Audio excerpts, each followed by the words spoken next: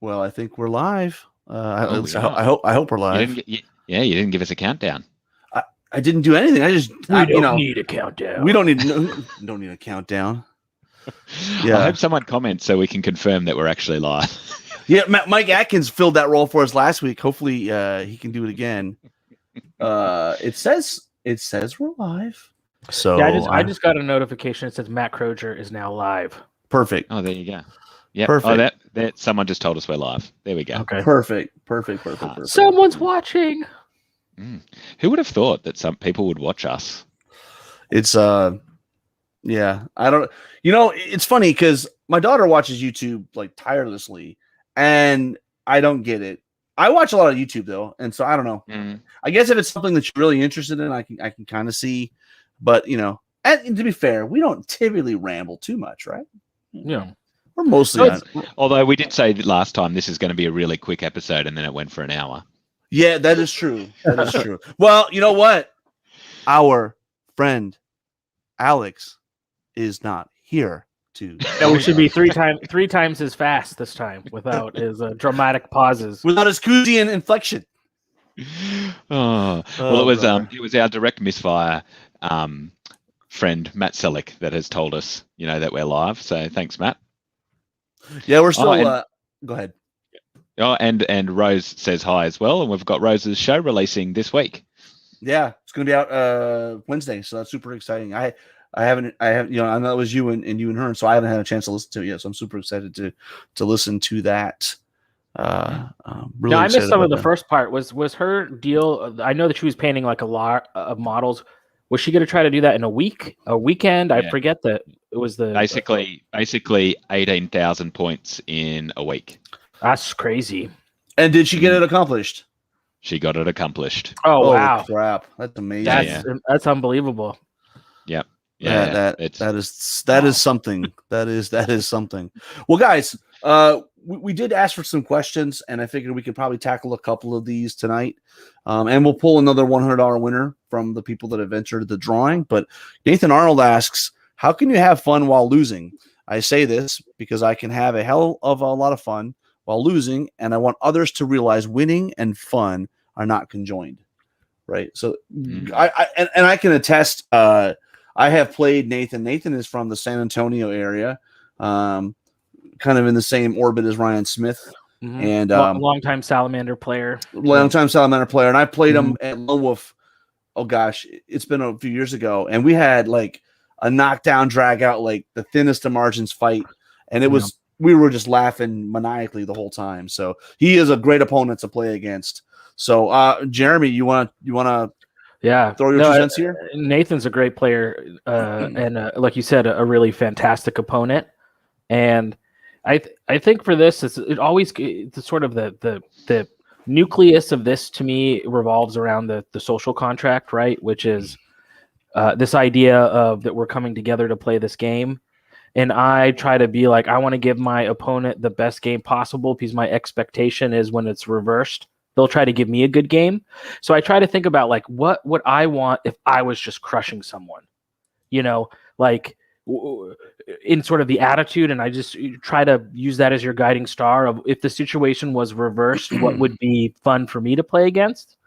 So I sort of trying to find that sort of a kind of idea of reciprocity or trying to create that good environment. So that's sort of like my guiding thing. I don't know if that resonates with you, Matt, at all.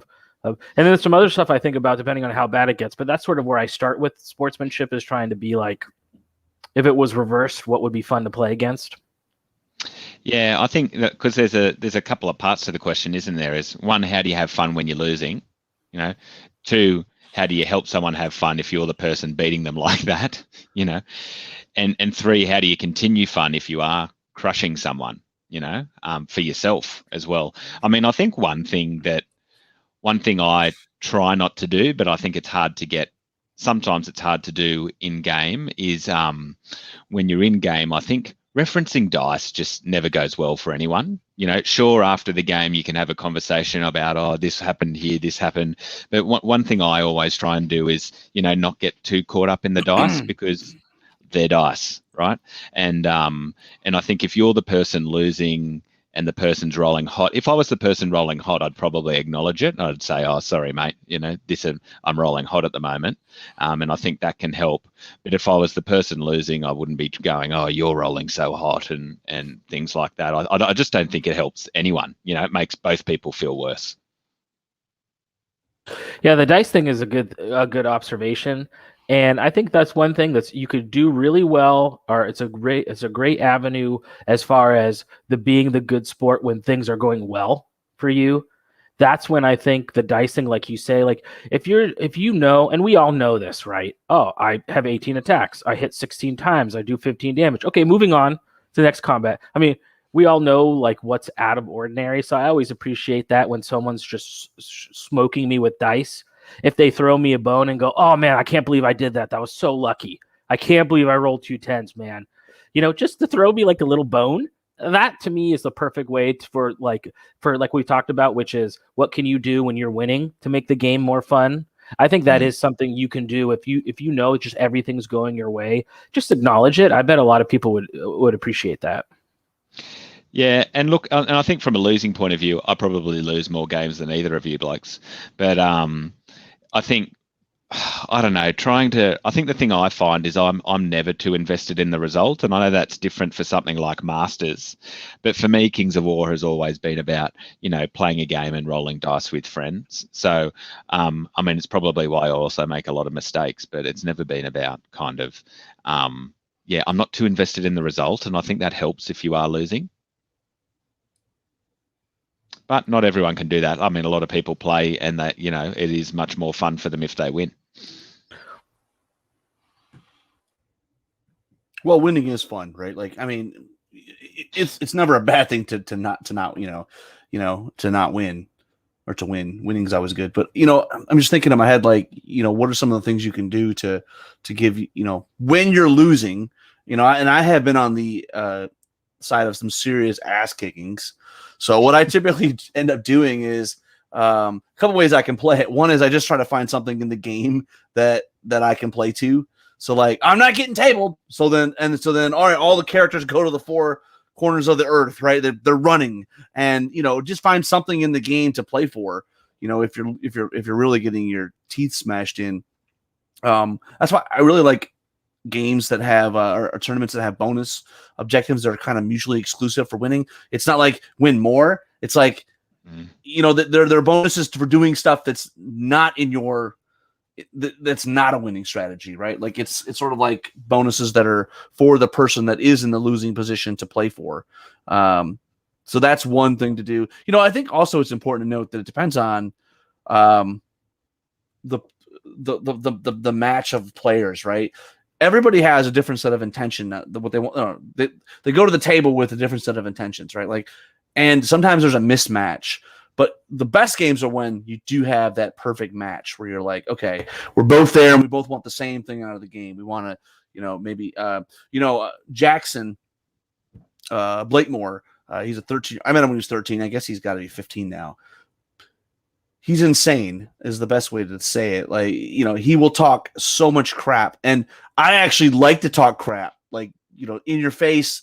And I remember now I wouldn't take it as far as Jeremy and make the kid cry, but I am gonna no, but I remember we played at the Forge GT and I want to say I had ogres and I think he had Basilean, and I was just talking like so much like the junk, just ripping into him. But again, I knew the audience, right? Like I knew that was, that was the kind of banter we were going to have.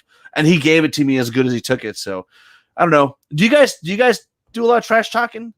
I know Jeremy trash talks his dice, but yeah. I trash talk maybe before rather than during so much. But I always love to have a joke. I'm always joking. But actually, I just want to circle back to a point, Rob, that you made about whether you've got something else to play for. There's nothing stopping you setting that for yourself as well, right? So if you're going, all right, I'm really down this game. There's no way I can win it. But what can I do for me to personally salvage something from this game? If I just, wipe off that Aloe horde, I'll be happy. So you reassess your goals part way to try and take something out of that game. And that's But, where yeah. you can have some fun in narrative space, right? Where then you imagine like your army's dying, but your one sergeant's gonna kill that stupid character or whatever. Like you say, you create some fun story in your head. That's what I like to do. Of like as you're playing out the battle, it's like you're having a movie going on in your head. I know I like to think about that. Of like guys dodging out of the way if they make like a crazy save or whatever. So I think playing both towards the scenario, if there's extra objectives you can do, or like you said, Matt, come up with your own objective. Like, I don't care what's going on. That unit's dead. By the end of the game, I'm going to use all my resources to kill that one stupid whatever that happened to be getting you. But yeah, so I think that is something fun you can set for yourself. What was the narrative scenario when you made him cry, Jeremy? What was going on in your head? I don't know, to show him what happens when you flank with Soul Reaver Cav, that it kills lots of units. I was like, you got to learn this lesson sometime, kid. It's funny because when I was playing Jackson, I remember distinctly telling you, "I'm about to rear charge you with a mammoth," and I just egged him on. I'm like, "Get ready to watch the train coming, toot toot," and he ate it up. Obviously, it was a different kind of person than the one you played, because your guy cried, but my guy laughed as I was taking off his stuff. And his dad's not playing Kings of War anymore anyway, so yeah. Well, okay. Yeah. Aiden, right? Aiden Rogers was his name, I think. Because of you as well, Jeremy? Or yeah, I wanted to ask that.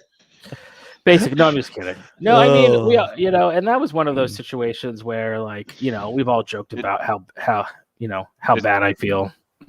Yeah, there's no winner there, right? No. Yeah, but I mean, could have been worse.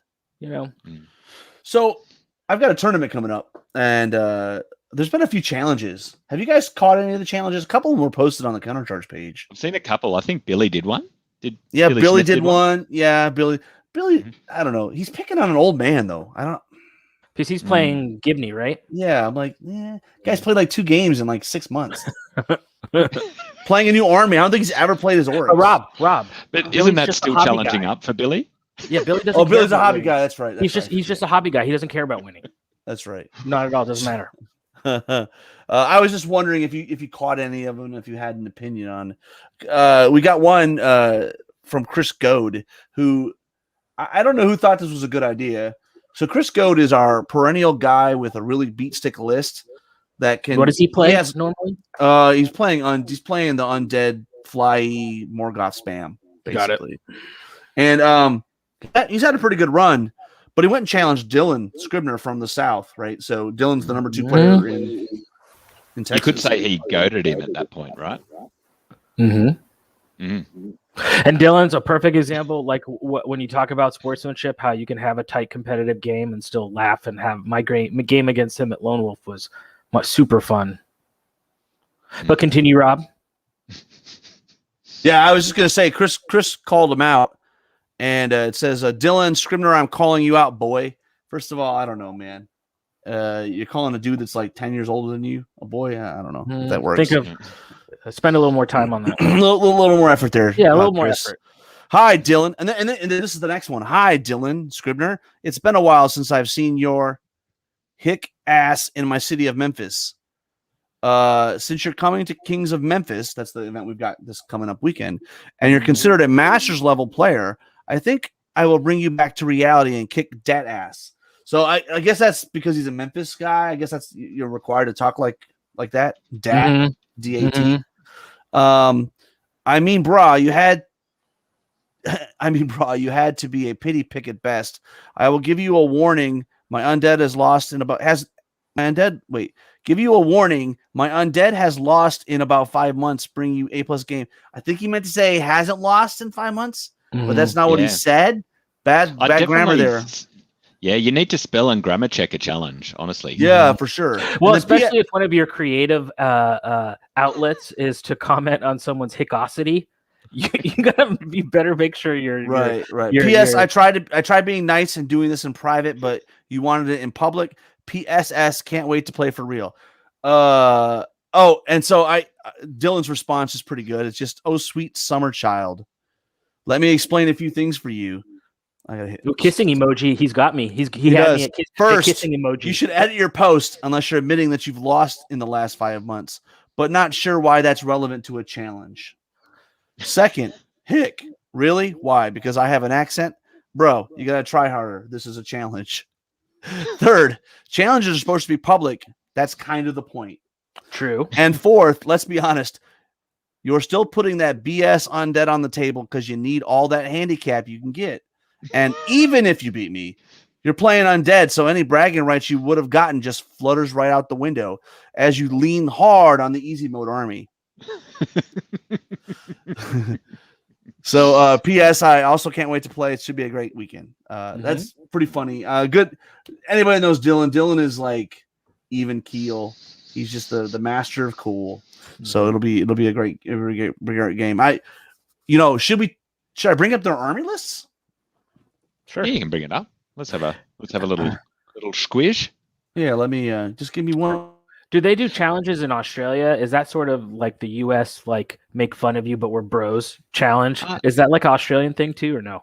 Look, it's started a little bit more, I think, off the back of seeing you guys doing it a bit. Okay. So yeah, it does. I've thrown a couple out there from having seen them amongst the Americans. I wouldn't have said that it was typically a typical thing, and it's certainly not as prevalent as you guys. But hopefully that grows because it is fun.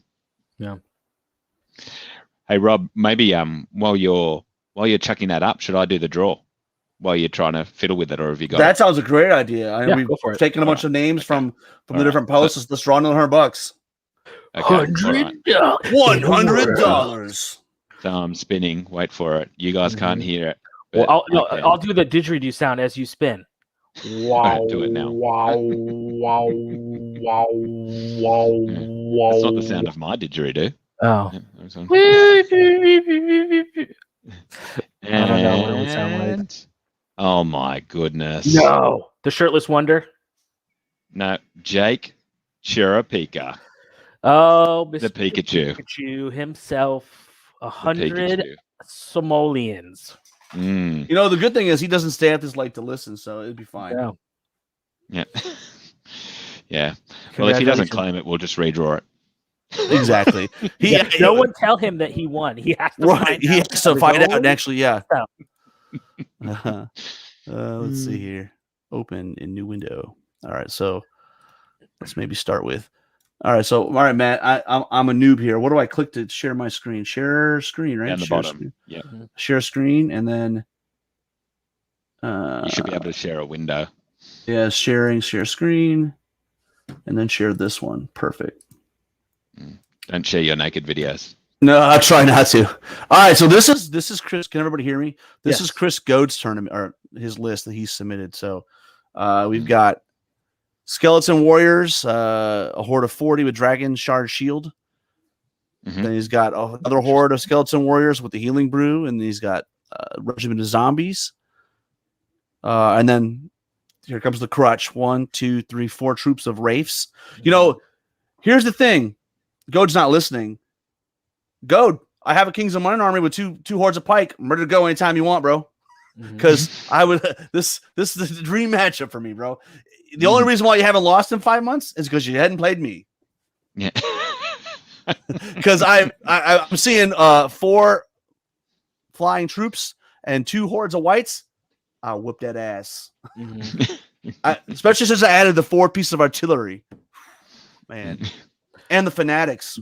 Very nice. All right. Anyways, back to the list. Whites, two hordes of whites, one with Caterpillar and one with Haste. So, you know, they move 7. And then a Lich King with the Boots of Levitation with Heal and Drain Life. A Necromancer, Shroud of the Saint and Heal. And then, of course, Ultimate Crutch, Morgoth. So, 12 drops, bro. 18 unit strength.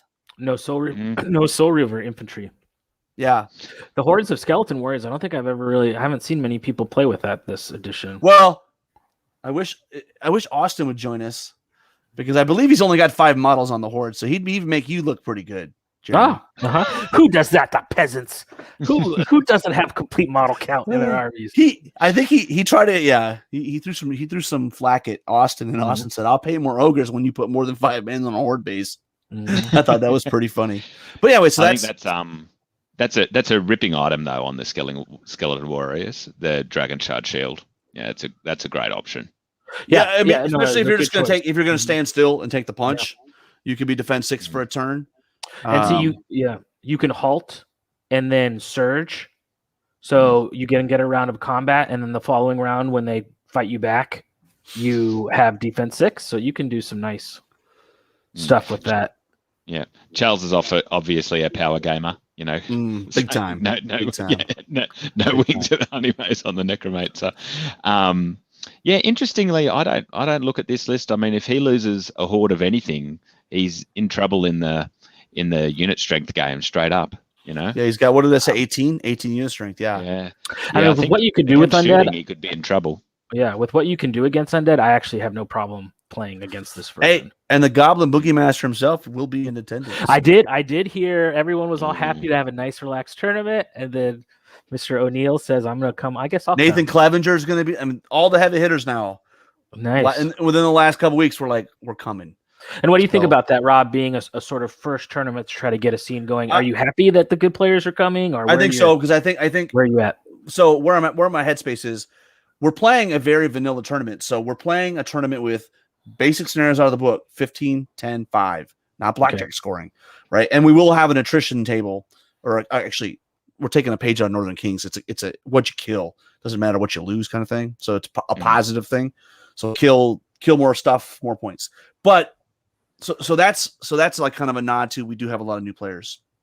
I think the fact that we've got some heavy hitters coming, I think it's a good thing, because we have a few local players that, it could be the big fish in small pond syndrome.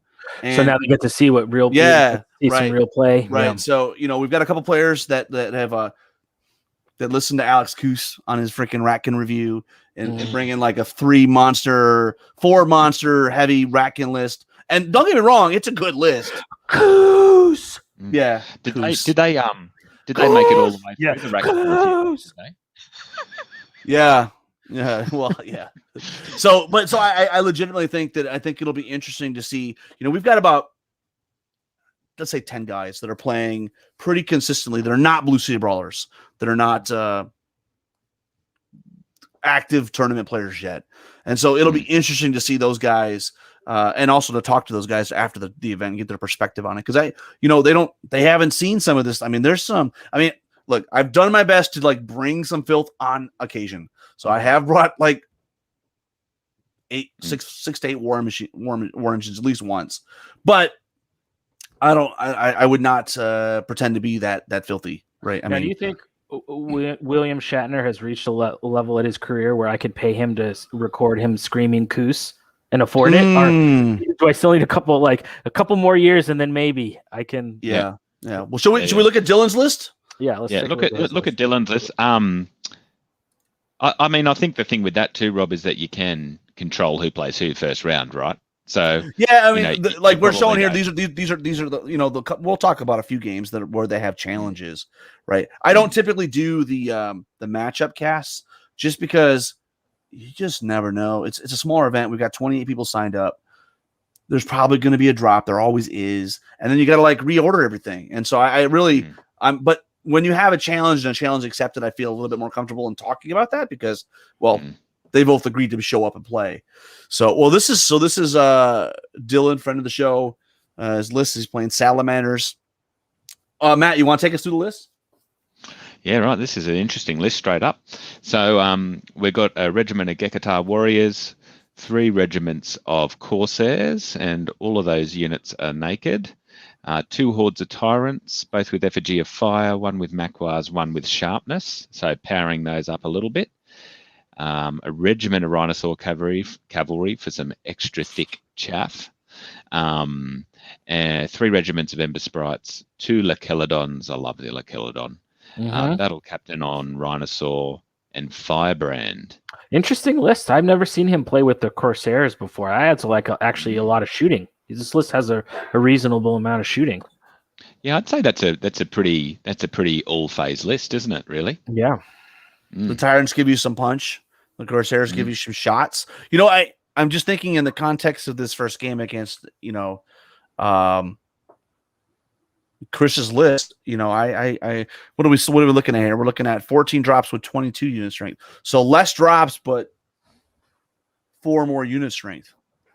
I think the amount of shooting chaff here is interesting, because Chris is gonna have to choose what chaff to go against, right? Does he target with his wraiths the Ember Sprites, or does he target the Corsairs? Because either way, and the regiment of Rhino shot off.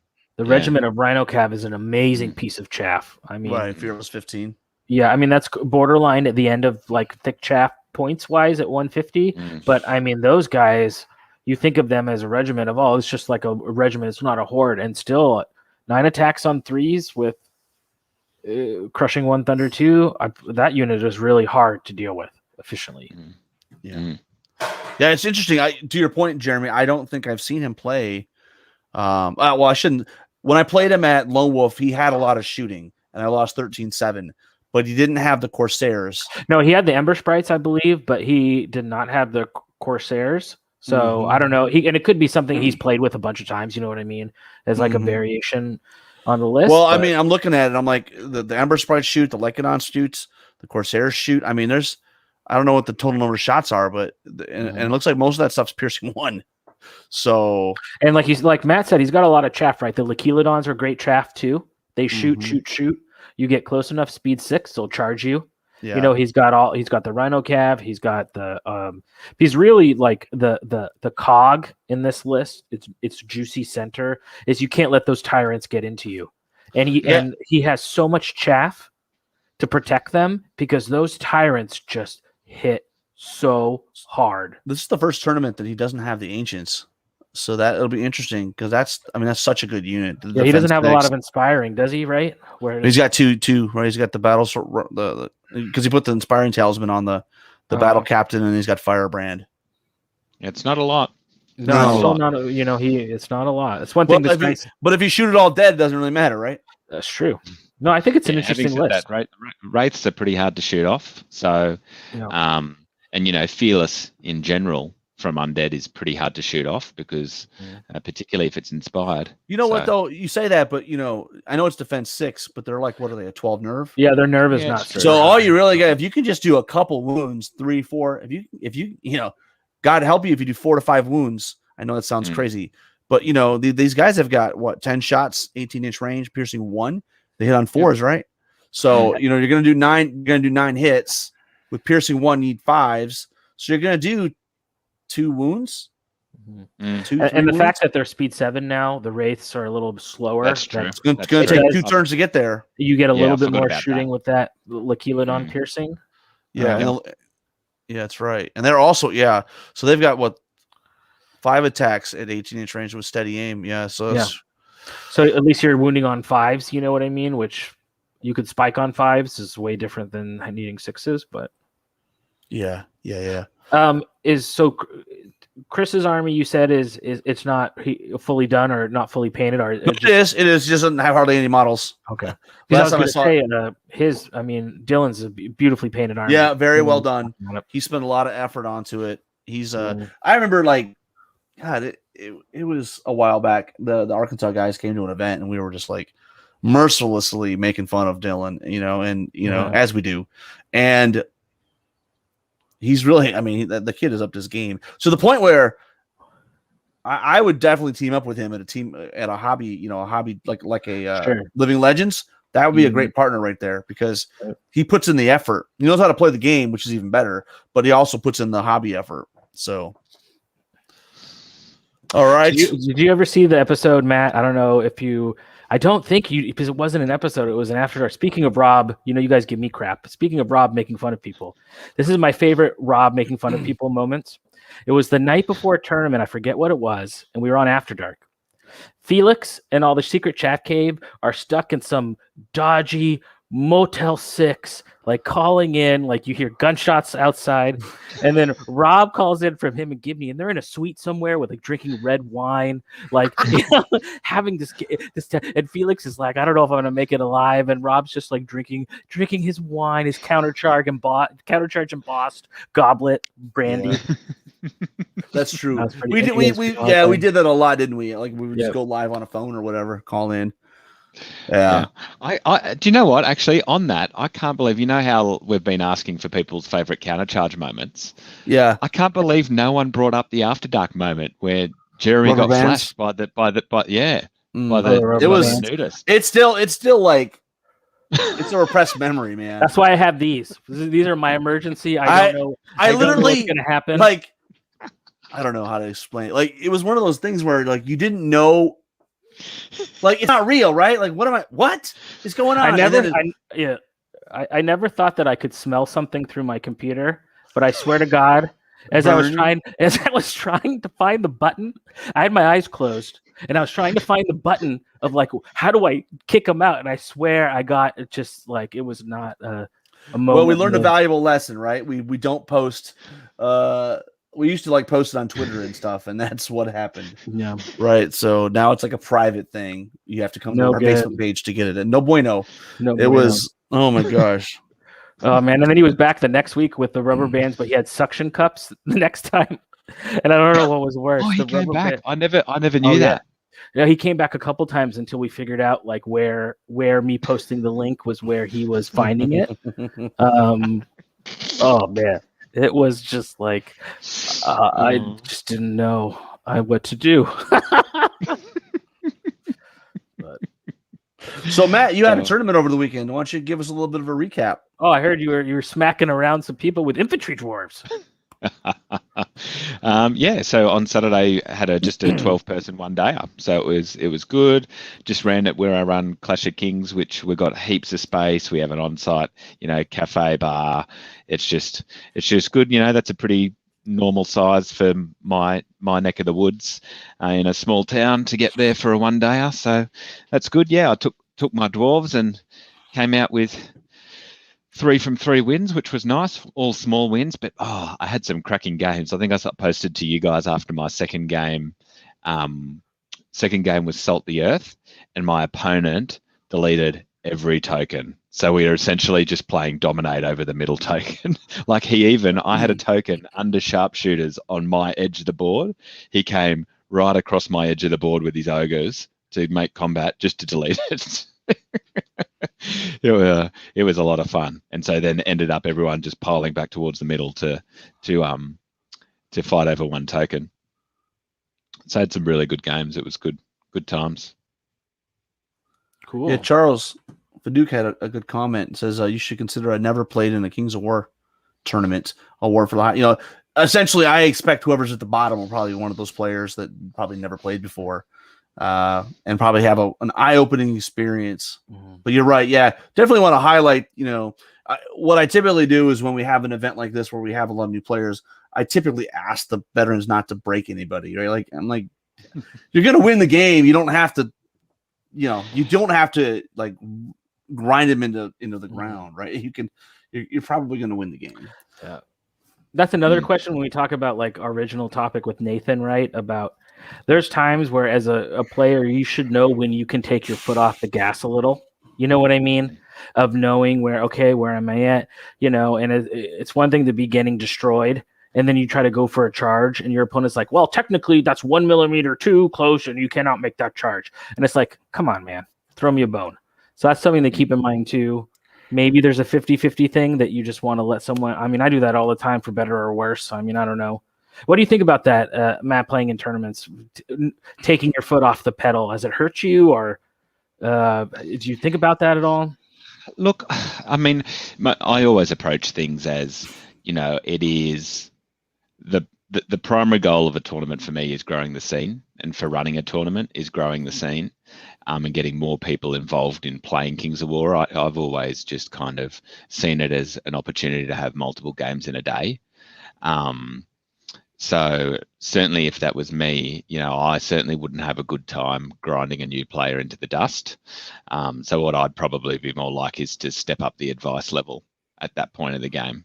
Have you considered doing this way, or, talk me through what you're thinking.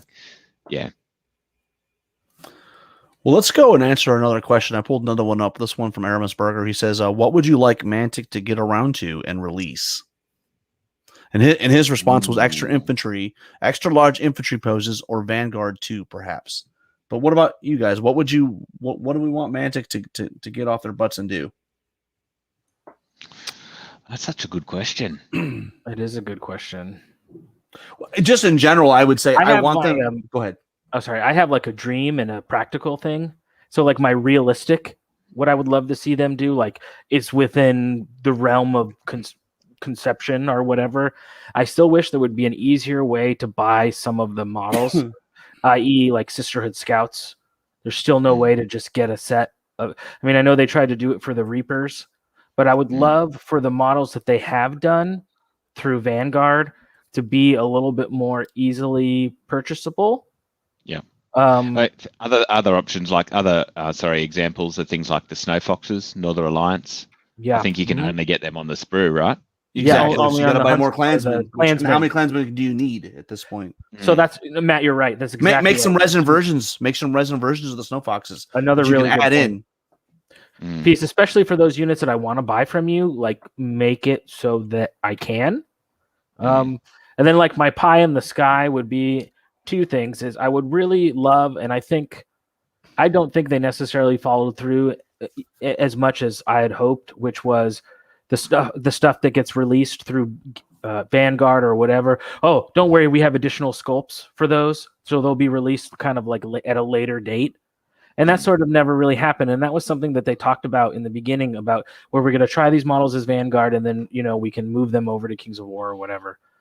So Snow Trolls is a perfect example. We were talking about that the other on the Facebook page, right? As a really killer unit with thematically really well designed, with one pose and two arm. Yeah, but I love the look of them. I mean, the art direction of them is great. But I wonder if I was just listening to your guys' episode when you had Kyle on and you were phoning in at Masters about some of the new stuff coming out.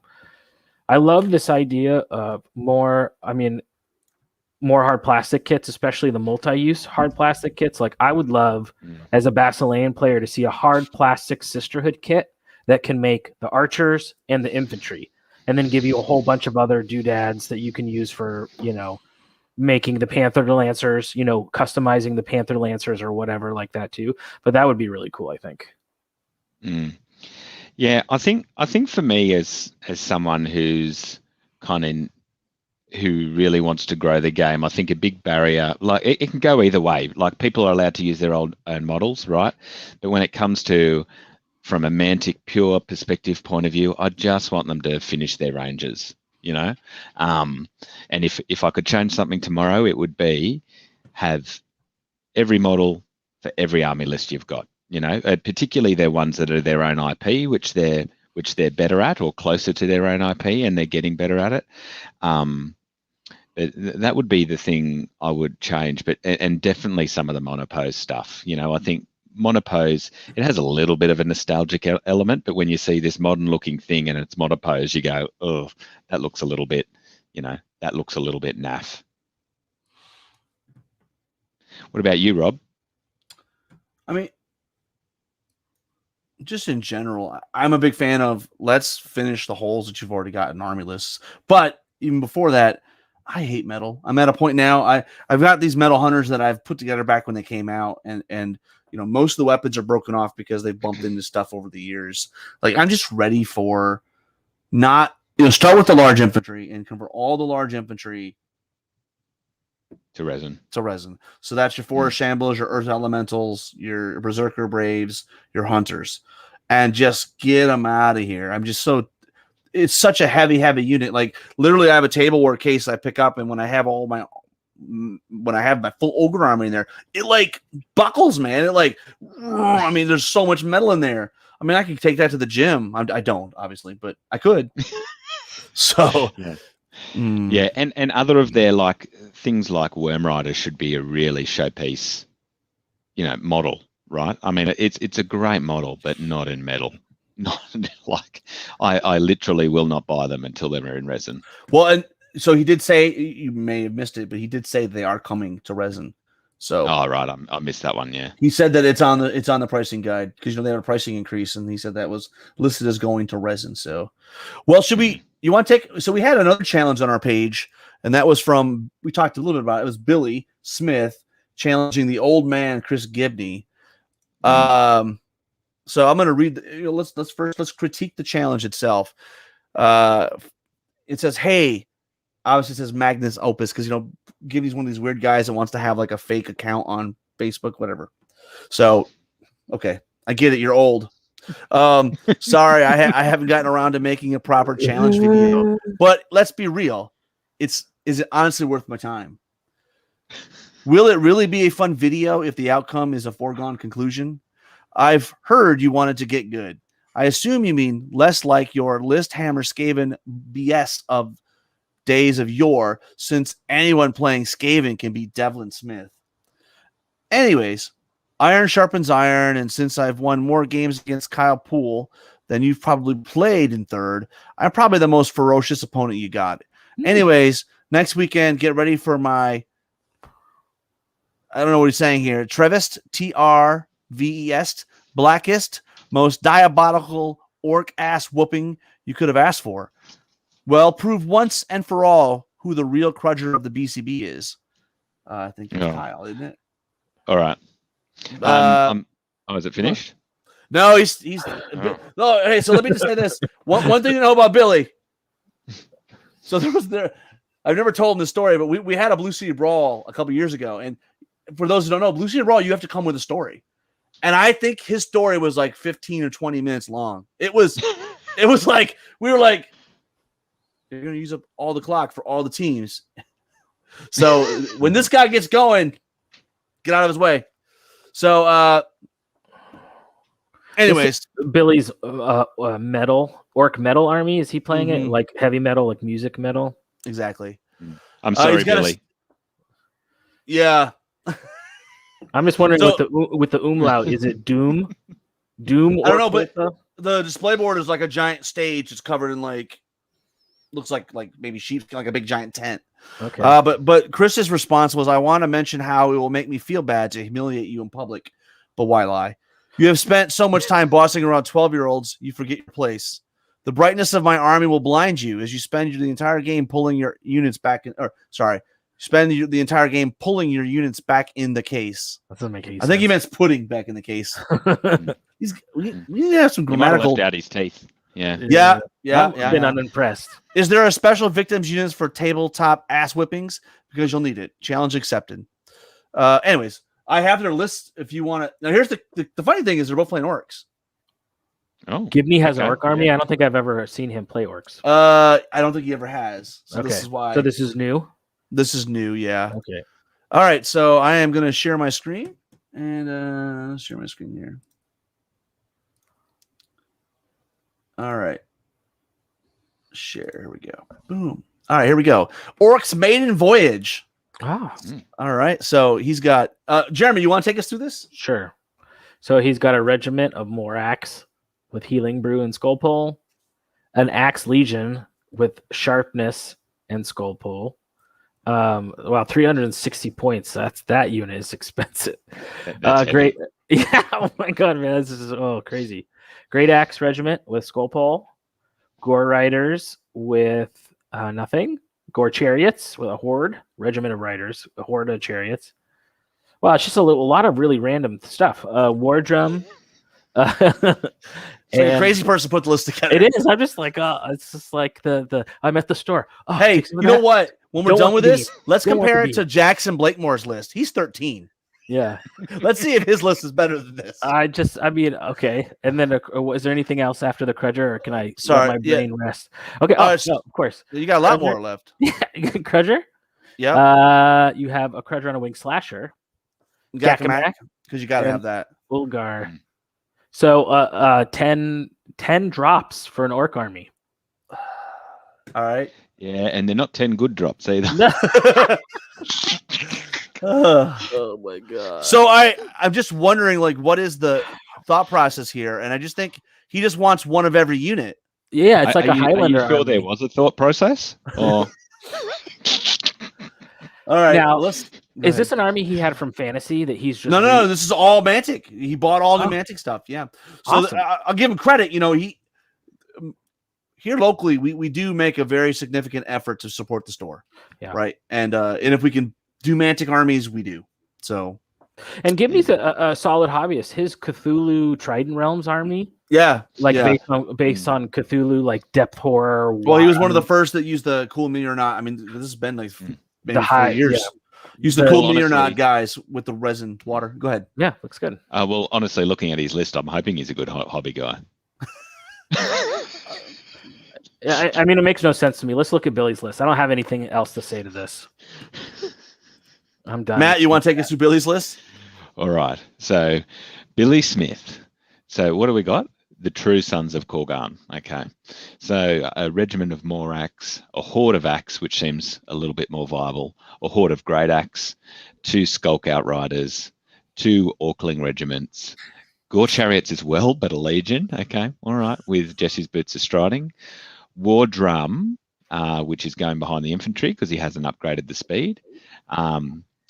A Crudger with Gakamak's Bloody Banner. What's that? Aura of Wild Charge Infantry. Okay, cool. A Crudger on Wing Slasher. A Godspeaker with Shroud of the Saint and Heal 2. So that goes up to Heal 5. And another Ulpgar the Mad.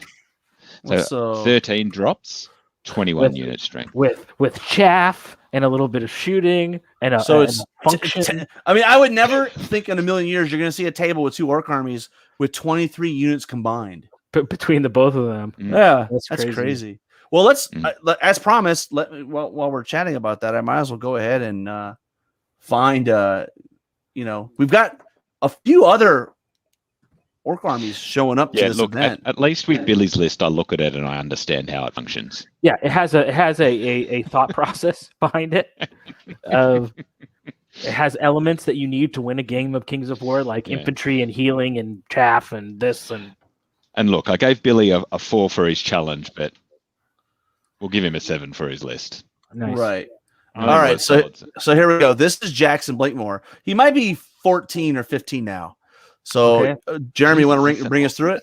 Okay, so he's got two hordes, an axe horde with sharpness. Whoo, love it. A great axe. So both his hordes are hitting on 3, so creating dynamic offensive synergies. Okay, we got 2 regiments of Gore Riders, one with Caterpillar, one with Blessing of the Gods, which is fine. I mean, I think Blessing of the Gods for the regiment discount is always pretty nice. I'd prefer Blue Strength, right? I think probably would be better there. It gives them more sustained, grind ability. Chariots with Strider, I think is perfect. He's got the War Drum to help his double hordes. He's mounted on a war wagon. So maybe he's sending. He's going with the Gores, and honestly, they need it. Mm-hmm. They need it. Yeah, because that's a unit at 13, 15. It's too easy to waver with just chip shooting. So, Crudger on a Wing Slasher, which is a great flyer. Blood of the Old King, that's interesting. That's the one that gives you Elite and Vicious, right, for a turn, but you take every roll is a piece of damage to you, right? Gakamak and Upgar is good. I played against him a couple times. I think he's solid. What's Upgar give you? So he has Upgar's Mad Magic go down to the special rules. So for each friendly core, heavy infantry horde, or heavy infantry legion within 6 inches, increase the amount. Oh, so it's basically increased. But he can go up to fireball. 11. Right. So it's basically the Olga Warlock rule, but better. Yeah. Well, different. It's not. It's Bane Chant and Fireball specifically, and you can go to 11. Yeah. I wonder if they thought about that going all the way up to 11. Yeah, I think it's a Spinal Tap thing. Yeah, you can turn it up to 11. Yeah. Because the idea is that's impossible to get that high anyway, so let's just make it funny, like a fun roll. Right. Yeah. That's cool. I like that. Actually, out of interest, I could show you the list from the weekend for me. Perfect. It was 2,000 points as well. So, share a screen. Select window or screen. What are we doing? Oh, got to make sure I get this right. So, Jeremy, did you watch the new He-Man show yet? No, I've heard the controversy though, but I have not seen it. Did you watch it? I did. How was it? If you want a He-Man, it's always novel when you have a He-Man show with no He-Man. Yeah, and that's what I heard is sort of the biggest. Right. I mean, it's a good. I'm I'm sure if it was if it was set up differently, it'd be a fine show. But we went into it being told it's the sequel to Filmation, which it's not really. Not really. So yeah. No, I didn't have a chance to. And then I also saw the Snake Eyes movie. So how was that? Not so great either. No, I was telling Matt before we started recording. It's like I am a huge G.I. Joe nut. I mean, I was right at the right age for that 3 3/4 inch Revolution. And if you just walk away from the movie with the understanding that Cobra is still to blame for the split between Storm Shadow and Snake Eyes, that still exists. But how they got there is a lot more different, a lot more convoluted. Okay. So I think the real story is better, but I get why they wouldn't want to put that in a movie. Action's fine. I can't. Yeah, I realized I can't share it because I loaded it up in Firefox instead of Chrome today, and you can. Chrome works better. I know. Oh my God! It's not gonna work today. That's all right. That's not without me exiting. I'll forgive you. I forgive you. Yeah, I can talk you through it. Yeah, that's fine. We can make fun of. It really isn't, but we could still make fun of you if that's what you're looking for. I mean, so did nobody show up to the tournament? Is that what happened, or did you just like handpick all the? Were you like, I'm going to play Pillage, I'm going to play Control? What's the benefit? Yeah, it's the benefit of. Well, yeah, I did do the scenarios, and it's also the benefit of being in control of the matchups, right? Mm-hmm. So true. You just do what you want. Yeah, you made the effort to run the tournament, so if someone else doesn't like it, they can go do their own event. Yeah, they can go snack on a big one. Honestly. Yeah. So, yeah. Big time. Put it on the Barbie, get a little roasted ahead of time. Yeah. Cool. All right. Did we? What if we did? Do you want to do 2 giveaways for this one? Because how many we got? We got 5. Yeah, we gave away one last time. We can get a second one tonight. We'll do one more, and then that way they got to listen to the whole show. They got to watch the whole thing. And then we'll finish the show on that. How about that? Yeah, sounds good. Sounds like a good idea. Okay. All right. Here we go. Dun, dun, dun. Given that I'm not streaming it this time, if it's someone I don't like, I just won't tell you. They never know, though, Matt. Exactly. It's almost there. And, I don't know this guy, but Nick Brooks. Nick Brooks, he's the guy that played Mike Horner at Lone Wolf in the first round, right? Mm-hmm. Nick from he's from Houston. Yeah, Houston so area, I think. Mm-hmm. Yeah. Congratulations, Nick. He's not watching. It's too. Yeah. Yeah, I think we've had Rick Hoy, Jake Pikachu, and now, yep, and now Nick Brooks.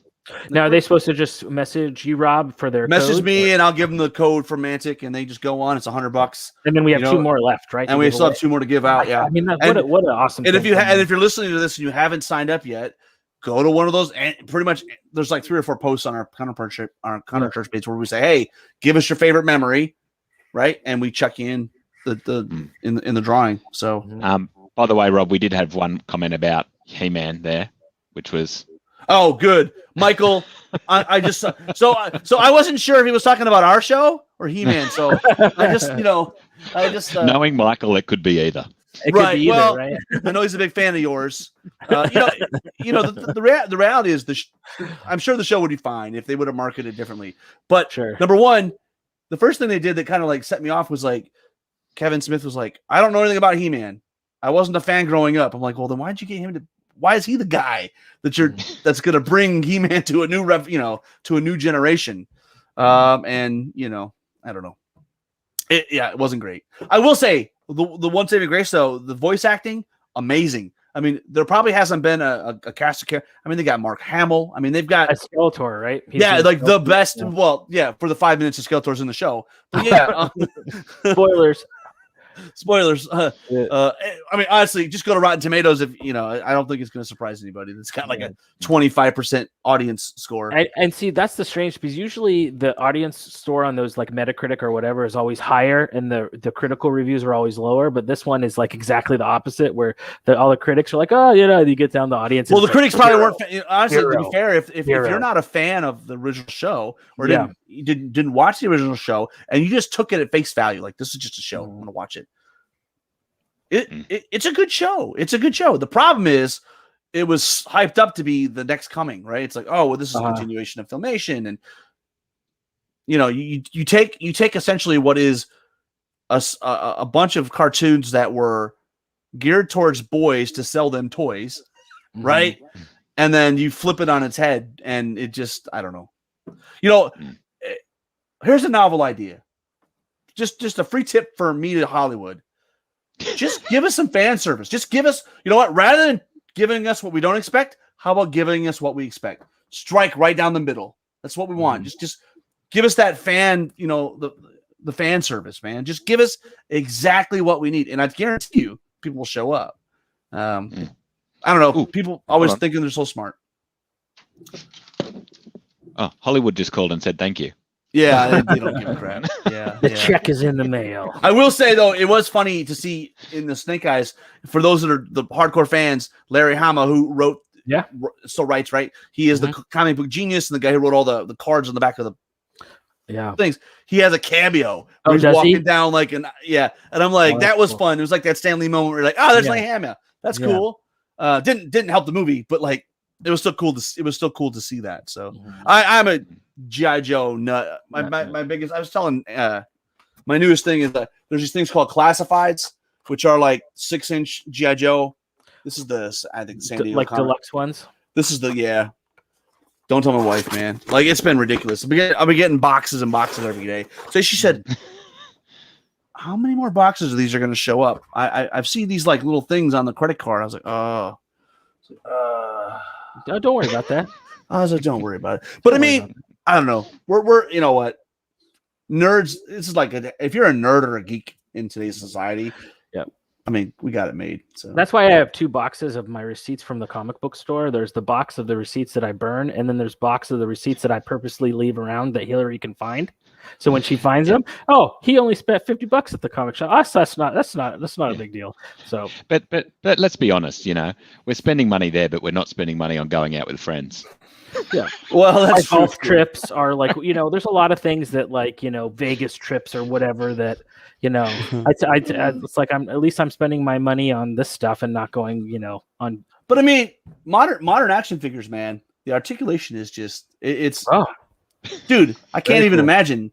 If I was a 12-year-old and I had this kind of stuff, if I had this kind of firepower, life would have been different for me. So probably not. Well, on that note, leave it there. Yeah. So, all right, guys, we'll be back next week at some point. Hopefully, you guys. We did ask you. You guys did say you like Sunday night, so we'll try to make this a consistent thing. We'll try to keep it just in an hour. So next week, I guess, Matt, next week we can just do the last 2.